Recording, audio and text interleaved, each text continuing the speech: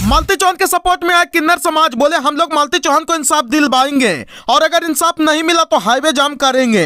बिजली किन्नर ने मालती चौहान के परिवार वालों को दिए संतावना, बोले आप लोग टेंशन मत लीजिए, जो भी मुजरिम होगा उसको हम लोग कड़ी से कड़ी सजा दिलवाकर रहेंगे।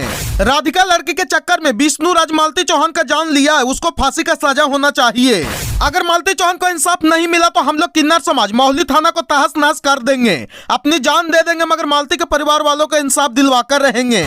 दोस्तों, मालती चौहान के जाने के बाद उनके केस में अभी तो कोई भी दोषी का अता पता नहीं चल पाया है। अब इस केस में पुलिस की नाकामी कहिए चाहे कुछ और कहिए, लेकिन अब मालती के सपोर्ट में आ गया पूरा किन्नर समाज और कर दिए एक बड़ा ऐलान। तो खबर की क्या है पूरी जानकारी जानने के लिए बने रहिए आज की इस नए वीडियो में।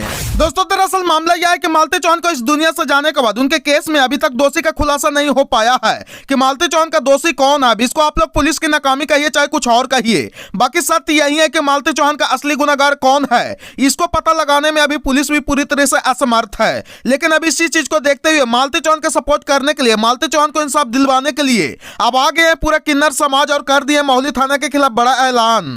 और बातों बातों में किन्नर समाज मोहाली थाना के लिए बहुत कुछ बोल गए हैं। आप लोग इस वीडियो के माध्यम से देख सुन सकते हैं कि कैसे पूरा किन्नर समाज मालती चौहान के घर में नारेबाजी कर रही है और बोल रही है कि अब हम लोग पूरा किन्नर समाज मिल करके मालती चौहान को इंसाफ दिलवाने का काम करेंगे और इस इंसाफ के लिए अब हम लोग किन्नर समाज मिल करके हाईवे को जाम करेंगे और तब तक हम लोग हाईवे को जाम करेंगे तब तक मालती के परिवार वालों को इंसाफ नहीं मिल जाता है। इसके अलावा किन्नर समाज ये बोलते नजर आ रहे हैं कि अगर मालती चौहान को इंसाफ नहीं मिलती है तो हम लोग किन्नर समाज मोहाली थाना को तहस नहस कर देंगे और इस चीज का पुलिस प्रशासन बढ़िया से याद रखे और पूरे हाईवे को हम लोग भी जाम रखेंगे।